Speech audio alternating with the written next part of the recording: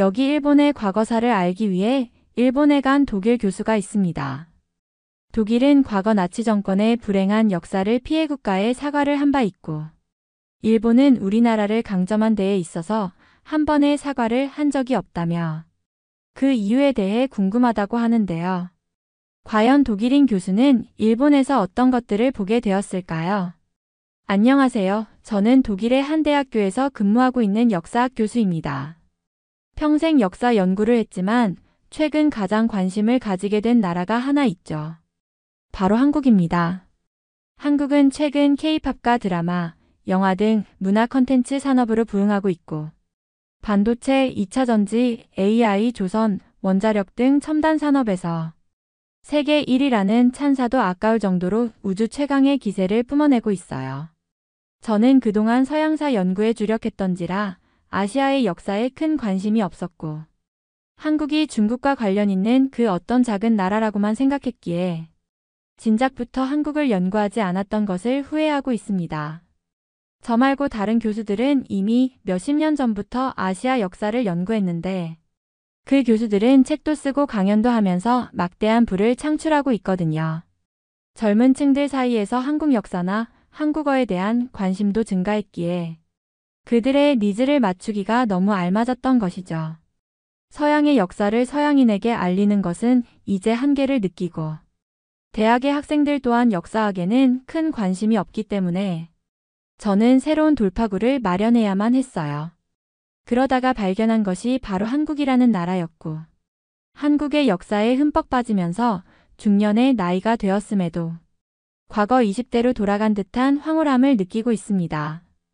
그런데 20대 때는 서양사에 대한 정말 많은 책들을 읽었고, 도서관에서 밤을 샐 정도로 공부해도 체력이 괜찮았는데, 이제는 그 정도의 열정이 있어도 지쳐가는 체력이 원통할 뿐이죠. 저는 한국을 이해하기 위해서 한국에 정말 많이 왔다 갔다 했었고, 처음 한국에 갔던 그 순간을 아직도 잊지 못하고 있습니다. 한국이 독일보다 훨씬 발전된 나라라는 것을 믿지 못하고 있었는데, 비행기에 착륙하기 전부터 깨달을 수가 있었습니다.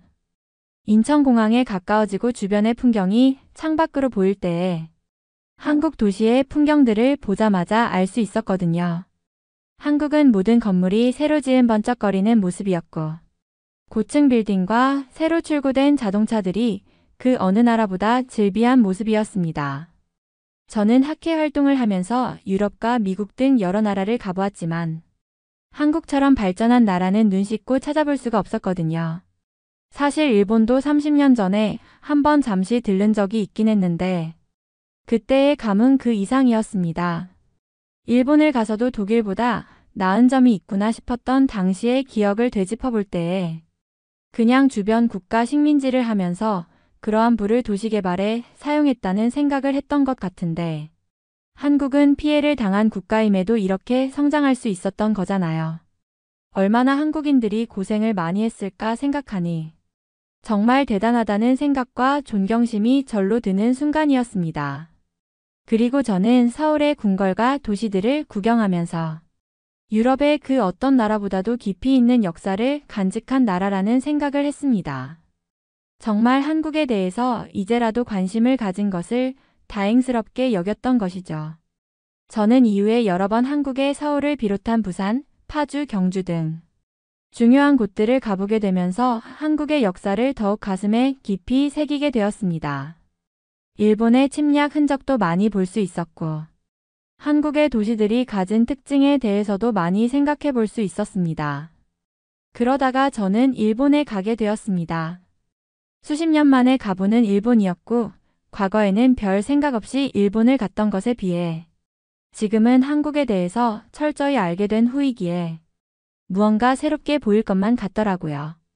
한국에서 부산을 구경한 이후 저는 비행기를 타고 일본으로 곧장 향했습니다. 도쿄 나리타 공항에 내리고 도쿄부터 구경하기로 마음먹었습니다. 그런데 무언가 이상하다는 생각이 들었던 것은 그때부터였습니다.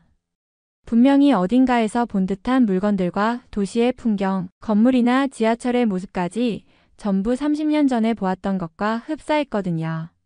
아무리 생각해도 제가 생각한 일본의 모습은 아니었습니다. 적어도 한국과 비슷한 수준으로 되어 있거나 꽤나 볼만한 상황일 것이라 생각했는데요. 모든 것들이 구닥다리 그 자체였습니다. 황당하기도 하고 한국의 최첨단을 구경하다가 넘어와서 더 불편하게 느껴지는 것이라는 생각이 들었습니다. 한국에서는 당연하다고 느껴졌을 편리함이 일본에서는 단 하나도 찾아볼 수가 없었거든요. 지하철에서도 카드 한 장이면 만사가 해결되던 한국과 달리 일본의 지하철은 동전들과 지폐를 들고 다녀야 했고 여기저기에서 이상한 냄새는 물론이고 영어조차 통하지 않는 경우가 너무 많았거든요. 저는 일본의 성이나 신사 등을 구경했고 도서관에 가거나 사람들을 만나보며 그들이 가진 생각을 탐구했어요.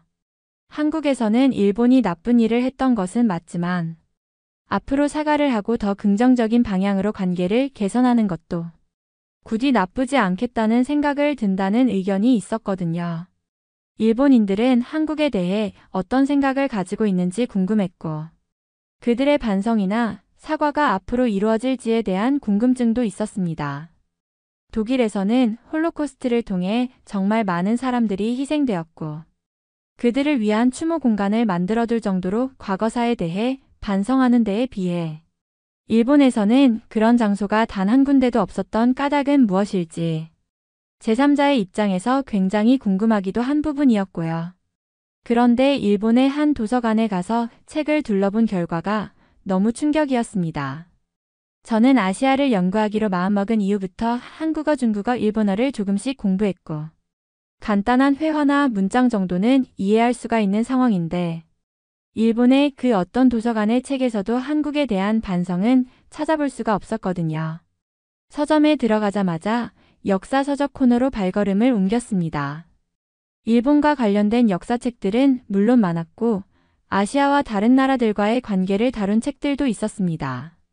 그런데 한국을 다룬 책들 중에서 주로 볼 수 있었던 내용들은 저를 매우 당황스럽게 했습니다. 한국에 대한 이야기가 담긴 책들은 몇 권 없었고 그나마 있는 책들조차도 대부분 왜곡된 내용을 담고 있었습니다. 예를 들어 한국은 일본의 도움 없이는 근대화가 불가능했으며 식민 통치가 한국 발전에 필수적인 역할을 했다는 주장들이 서술되어 있었죠. 이뿐만 아니라 한국의 독립운동을 폄하하거나 심지어 당시 한국인들의 고통을 아예 외면하는 내용도 상당히 많았습니다. 제가 읽고 있던 한 책에서는 일본은 조선에 문명을 가져다준 은혜로운 존재였다라는 주장이 대담하게 펼쳐져 있었죠. 이 문장을 읽는 순간 깊은 한숨이 나왔습니다. 책을 읽던 도중 서점 직원 한 명이 다가왔습니다. 그는 제가 외국인이라는 것을 알아차린 듯 흥미로운 표정으로 물었습니다. 무엇을 찾고 계신가요? 저는 약간 망설였지만 솔직하게 말하기로 했습니다. 한국과 일본의 관계를 연구하고 있습니다. 한국에 관한 책들을 찾고 있었는데 다소 의아한 점이 있네요. 그러자 그는 미소를 지으며 대답했습니다. 한국에 대해서요? 일본이 그 나라에 얼마나 많은 도움을 줬는지 아세요? 사실 한국은 일본 없이 아무것도 못했습니다. 그런데도 우리를 원망만 하니 답답할 따름이죠. 이 말을 듣고 저는 깜짝 놀랐습니다. 하지만 한국에서는 일본의 식민 지배로 인해 많은 고통을 겪었다고 이야기하는데요. 피해에 대한 반성이 필요한 건 아닐까요? 그러자 그의 표정이 갑자기 굳어지더니 이렇게 말했습니다. 그건 한국인들이 꾸며낸 이야기죠. 피해를 과장해서 돈이나 더 받아내려고 하는 겁니다. 솔직히 한국은 일본에게 고마워해야 하는 나라예요. 하지만 그런 생각을 하는 한국인은 없죠. 그러니 우리가 사과를 해야 할 이유도 없고요. 그 순간 저는 말문이 막히고 말았습니다. 독일에서는 과거의 잘못을 반성하고 피해를 본 나라들에게 사과하며 관계를 개선하려는 노력이 당연하게 여겨지는데 여기 일본에서는 그러한 자세를 전혀 찾아볼 수 없었기 때문입니다. 서점 직원의 말을 듣고 저는 차분히 물었습니다. 그렇다면 일본이 과거에 한국을 점령했던 시기에 대해선 어떻게 생각하시나요? 당시 많은 한국인들이 강제로 노동력을 착취당하고 고유의 문화와 언어를 빼앗겼다고 주장하는데 그것도 꾸며낸 이야기라고 보십니까? 그는 어깨를 으쓱하며 대답했습니다. 그건 한국 사람들이 자기 입장에서 과장해서 말하는 겁니다. 당시 조선은 낙후되어 있었고 일본이 철도도 깔아주고 근대화를 도왔죠. 그게 팩트입니다. 물론 강제로 일을 시키거나 약간의 희생이 있었을 수도 있지만 어디든 발전에는 희생이 따르는 법이죠. 그의 말투는 너무나 태연해서 제가 오히려 어이가 없었습니다. 저는 조금 더 강하게 물어보기로 했습니다. 그럼 일본이 다른 나라와의 관계에서 사과한 사례가 있나요? 독일에서는 홀로코스트 희생자들과 주변국들에게 수차례 공식적으로 사과했고 이를 통해 많은 나라들과 관계를 회복했습니다. 일본도 비슷한 길을 걸을 생각은 없는 건가요? 그는 눈살을 약간 찌푸리며 대답했습니다. 독일이 그런 걸 좋아해서 한 거겠죠. 하지만 일본은 그런 식으로 굳이 무릎을 꿇을 필요가 없다고 생각합니다. 그 시절은 이미 오래전 이야기고 한국이든 중국이든 과거의 일을 너무 집착하고 있지 않습니까? 우리 일본은 미래를 보고 나아가야 할 때라고 봅니다. 그 말을 듣고 저는 참을 수 없는 의문이 들었습니다. 하지만 과거를 인정하고 반성하는 게 미래로 나아가는 길 아닐까요? 만약 일본이 사과하지 않는다면 과거의 상처를 가진 나라들이 어떻게 일본과 진정한 관계를 맺을 수 있겠습니까? 그는 한숨을 쉬며 말했습니다. 한국은 피해를 과장하고 사과를 받으려는 명분으로 일본을 비난할 뿐입니다. 사실 일본이 뭘 해도 만족하지 않을 나라예요. 사과를 하라고 하면서도 뒤에선 더 많은 걸 요구할 테니 차라리 무시하는 게 낫죠. 그의 이 말은 저를 당혹스럽게 했습니다. 과연 일본 내부에서 이렇게까지 무관심하고 적대적인 시각이 존재한다면 한국과 일본 간의 화해는 정말 요원한 일이 아닐까 싶었습니다. 저는 조용히 그를 바라보며 마지막으로 질문했습니다. 그렇다면 일본은 과거의 잘못에 대해 단 한 번도 후회한 적이 없다는 말씀이군요. 그는 잠시 머뭇거리더니 이렇게 대답했습니다. 후회는 할 수도 있겠죠. 하지만 굳이 그걸 세상에 드러낼 필요는 없습니다. 일본은 일본 나름의 방식으로 살아가고 있고 우리 국민 대다수는 과거사 문제를 신경 쓰지 않아요. 우리에게 중요한 건 지금 잘 사는 겁니다. 이 말을 끝으로 대화는 더 이어지지 않았습니다. 저는 책을 손에 들고 서점을 나섰지만 마음이 한없이 무거웠습니다. 일본이라는 나라가 과거의 아픔과 진실을 외면하고 있다는 것을 새삼 실감하며 과연 한국과 일본의 관계가 앞으로 어떤 방향으로 흘러갈지 깊은 고민에 빠졌습니다. 서점에서의 대화를 마치고 저는 복잡한 심정을 안고 도쿄의 한 역사 박물관으로 발걸음을 옮겼습니다. 일본의 공식적인 역사 서술은 어떤 모습일지 궁금하기도 했고 서점에서 느낀 충격이 단순한 개인적인 의견에 그치는 것인지 확인하고 싶었습니다. 박물관에 도착하자 건물은 규모도 꽤 크고 정갈한 모습이었습니다. 입구에서는 과거 일본의 무사와 전통 문화를 강조하는 이미지들이 가득했고 방문객들로 붐비고 있었습니다. 안으로 들어가니 박물관은 여러 시대별로 나뉜 전시관으로 구성되어 있었습니다. 고대 일본에서부터 근대까지의 역사를 다루고 있었고 전시물은 상당히 잘 꾸며져 있었습니다. 그런데 제가 관심을 가졌던 근대사와 관련된 전시관에 들어섰을 때 예상했던 불편한 느낌이 또다시 들기 시작했습니다. 특히 일본의 제국주의 시기를 다룬 섹션은 아예 축소되어 있었습니다. 몇몇 자료는 일본이 아시아의 근대화를 전파하며 평화를 유지하려 했다는 식의 설명으로 가득 차 있었고 19만 3040년대에 이뤄졌던 일본의 침략 행위에 대해서는 거의 언급이 없었습니다. 한국을 다룬 섹션에서는 한글 창제와 조선, 후기 문화 등을 간단히 언급하면서 일본의 식민 지배가 조선의 발전에 긍정적인 영향을 미쳤다는 주장이 강조되었습니다. 전시물 중에는 일본은 조선에 학교와 병원을 세우고 산업화를 이끌었다는 식의 자료가 대담하게 놓여 있었습니다. 전시를 둘러보던 중 옆에 서 있던 일본인 가족이 전시물을 보고 있었는데 그들의 대화를 우연히 들었습니다.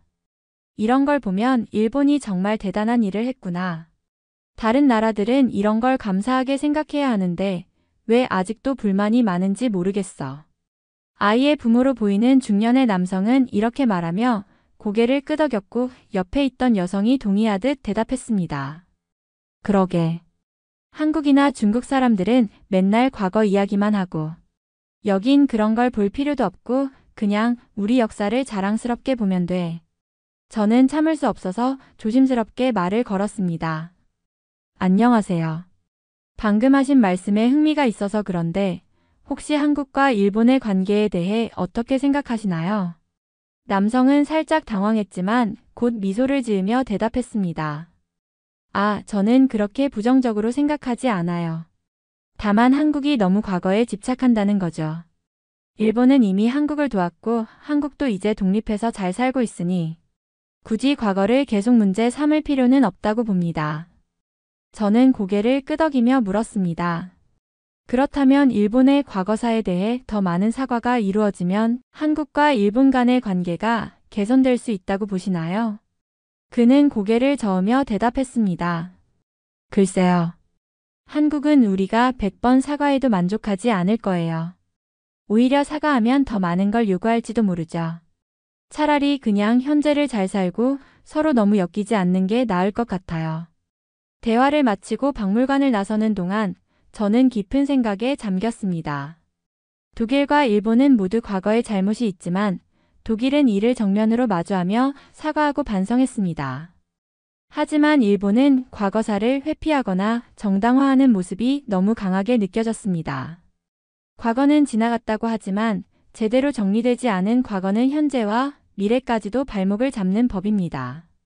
저는 도쿄의 역사박물관에서 일본의 역사 서술을 직접 보고 나니 한국과 일본의 관계가 앞으로도 얼마나 많은 대화와 노력이 필요한지 더욱 실감할 수 있었습니다. 도쿄의 역사박물관에서 나온 후 저는 일본과 한국의 차이에 대해 깊이 생각하지 않을 수 없었습니다. 두 나라 모두 아시아라는 공통의 배경을 가지고 있고 일본은 한때 제국주의의 중심에 서 있었지만 현재의 모습은 너무나 대조적입니다. 일본이 왜 발전 속도를 잃었고 반대로 한국은 피해국임에도 불구하고 눈부신 발전을 이루었는지 그 이유를 나름대로 정리해 보았습니다. 일본이 20세기 초반까지 눈부신 성장을 이루었던 것은 사실입니다. 메이지 유신 이후 빠르게 근대화를 이루며 군사적, 경제적 강국으로 떠올랐습니다. 그러나 제2차 세계대전 패배 이후 일본은 미국의 보호 아래 빠르게 재건되었지만 1980년대 후반 거품 경제 붕괴 이후 정체기를 맞았습니다.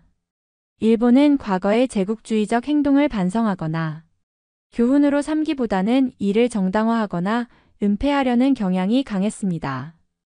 이러한 태도는 일본 내부적으로는 과거에 대한 책임을 회피하는 문화를 만들었고 외부적으로는 주변국과의 신뢰를 무너뜨렸습니다.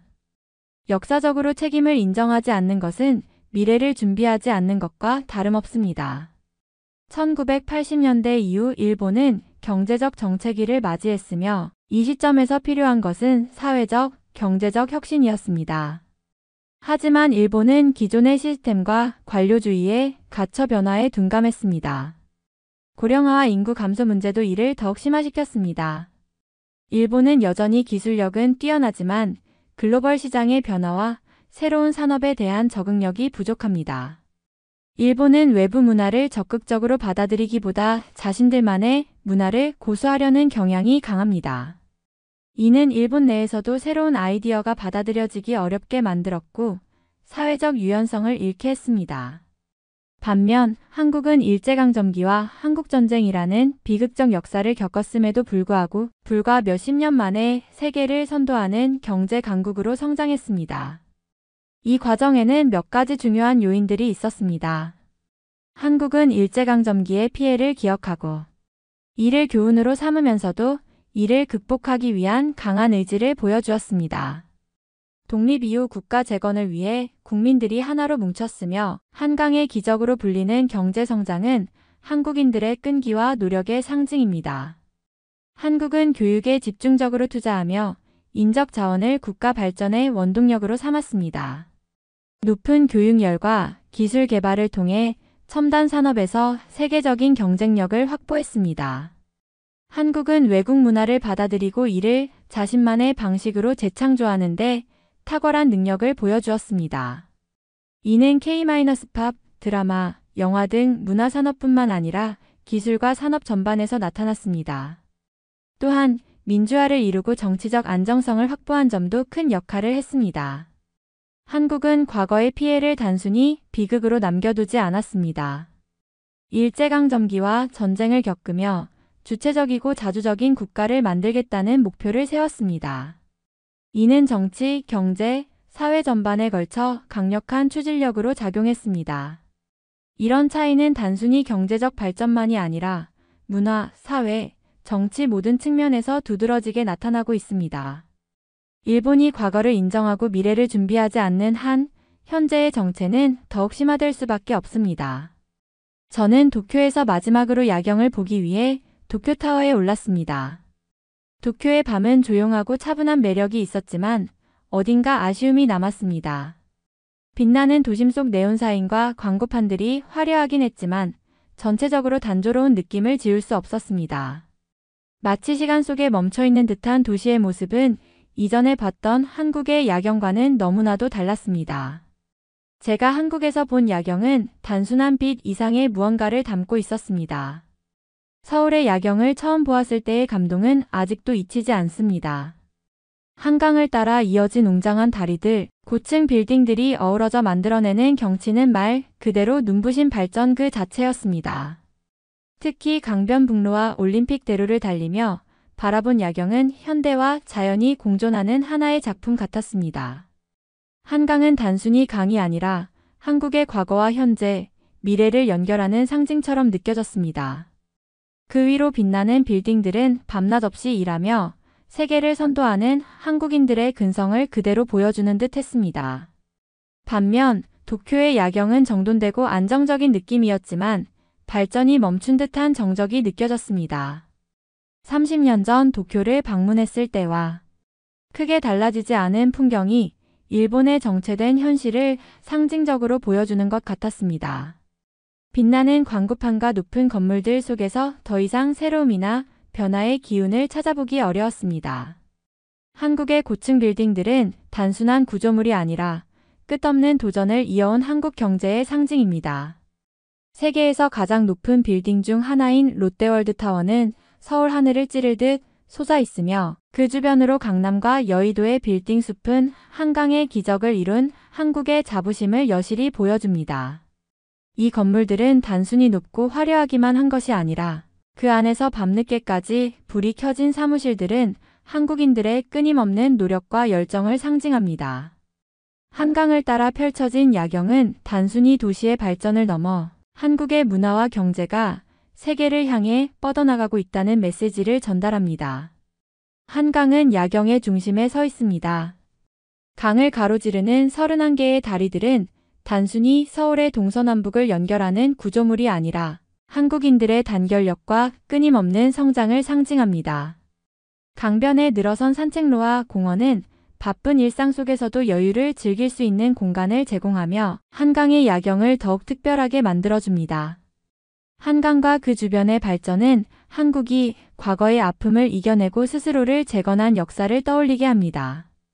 어두운 밤하늘 아래 강과 빌딩이 조화를 이루는 모습은 단순한 도시의 풍경이 아니라 전 세계 어느 곳에서도 찾아볼 수 없는 한국만의 독특한 아름다움입니다. 도쿄의 야경은 안정적이고 정적인 반면 서울의 야경은 활력과 에너지가 넘칩니다. 두 도시의 야경을 비교하면서 저는 단순히 풍경을 넘어 그 뒤에 숨겨진 사람들의 삶과 정신 그리고 도시가 담고 있는 메시지를 생각하지 않을 수 없었습니다.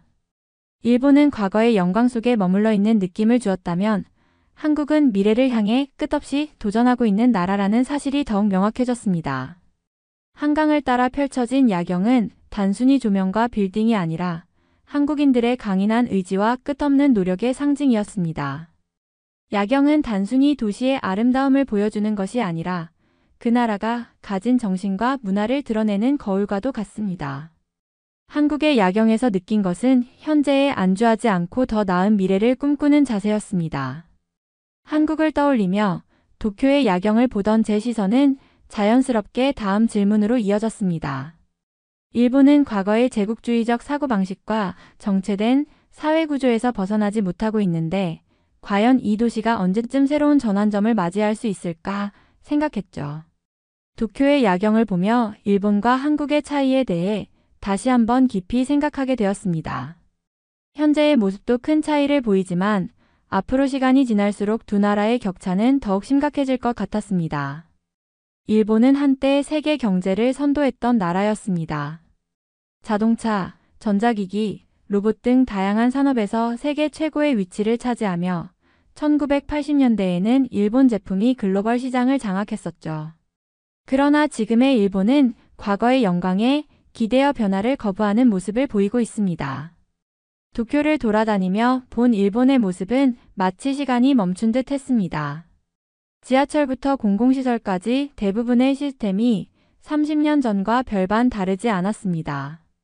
특히 디지털 전환이 필요한 분야에서 일본은 심각하게 뒤처져 있었습니다. 여전히 서류와 팩스를 사용하는 관료주의적 행정 시스템, 글로벌 시장에서 경쟁력을 잃어가는 전자기기 산업, 혁신이 사라진 자동차 산업 등 일본의 산업 전반은 낙후된 모습을 보였습니다. 실제로 제가 방문한 서점이나 도서관에서도 디지털 자료에 대한 접근성이 떨어졌고 일본어 외의 언어 지원은 거의 전무했습니다. 이런 점들은 일본이 기술적, 사회적으로 얼마나 정체되어 있는지를 상징적으로 보여주었습니다. 반면 한국은 과거의 아픔을 딛고 세계 최고의 기술력을 자랑하는 나라로 성장했습니다. 반도체, 2차 전지, 인공지능, 조선, 원자력 등 모든 분야에서 한국은 전 세계를 선도하고 있습니다. 특히 반도체 산업에서 삼성과 SK 하이닉스는 세계 시장의 절반 이상을 점유하며 글로벌 IT 산업의 핵심으로 자리 잡았습니다. 2차 전지 분야에서도 한국의 LG 에너지솔루션과 삼성 SDI는 친환경 자동차 시대를 주도하며 미래 산업의 방향을 이끌고 있습니다. 한국의 이러한 기술력은 단순히 제품을 잘 만드는데 그치지 않고 삶의 모든 영역에서 사람들에게 편리함과 효율성을 제공합니다. 서울의 스마트 공공시설, 빠르고 안정적인 인터넷, 세계 최고 수준의 교통 시스템은 한국이 기술을 어떻게 시민의 삶에 직접적으로 연결시키는지를 보여주는 대표적인 사례입니다. 가장 큰 차이는 바로 미래를 준비하는 자세입니다. 한국은 끊임없이 변화하고 도전하며 실패를 두려워하지 않습니다. 기술 발전 속도가 너무 빠르다 보니 일부 사람들은 이를 따라가기 힘들다고 말할 정도입니다. 하지만 바로 이런 점이 한국을 세계 무대에서 독보적인 위치로 이끌고 있습니다. 반면 일본은 과거의 영광 속에서 안주하며 변화를 두려워하고 회피하려는 모습이 강하게 드러납니다. 이는 산업 전반뿐 아니라 사회적 구조와 사고방식에서도 동일하게 나타나고 있습니다. 혁신을 수용하지 못하는 문화, 고령화와 저출산 문제로 인한 노동력 부족, 그리고 폐쇄적인 시장 구조가 일본을 점점 더 정체되게 만들고 있습니다. 현재 두 나라의 격차는 분명하지만 앞으로 시간이 지날수록 그 차이는 훨씬 심각해질 것입니다. 한국은 이미 AI와 바이오 산업, 우주항공 기술 등 미래 산업에서도 글로벌 리더로 자리매김하고 있습니다. 한국이 이러한 기술력을 바탕으로 지속적인 성장을 이어간다면 일본은 점점 더 뒤처질 수밖에 없습니다. 특히 일본이 과거 식민지 경영으로 쌓은 부를 현재까지 소모하며 살아가는 반면 한국은 스스로 쟁취한 경제적 성공과 기술적 성과를 바탕으로 새로운 시대를 열어가고 있습니다. 이 차이는 단순히 경제력의 차이에 그치지 않고 국가의 영향력과 국제적 위상에서도 큰 차이를 만들 것입니다. 도쿄의 낡은 도시 풍경과 한국의 첨단적인 모습은 두 나라의 현실을 그대로 반영하고 있습니다. 일본이 과거의 영광에서 벗어나지 못하는 동안 한국은 세계 최고의 위치를 목표로 끊임없이 나아가고 있습니다. 도쿄의 밤하늘 아래에서 저는 두 나라의 미래를 상상해 보았습니다. 일본이 과거의 그늘에서 벗어나지 못하고 정체된 상태에 머물러 있는 동안 한국은 새로운 세상으로 도약할 것입니다. 이 차이는 앞으로도 더욱 극명하게 드러날 것이며 두 나라의 운명을 갈라놓을 중요한 요인이 될 것입니다.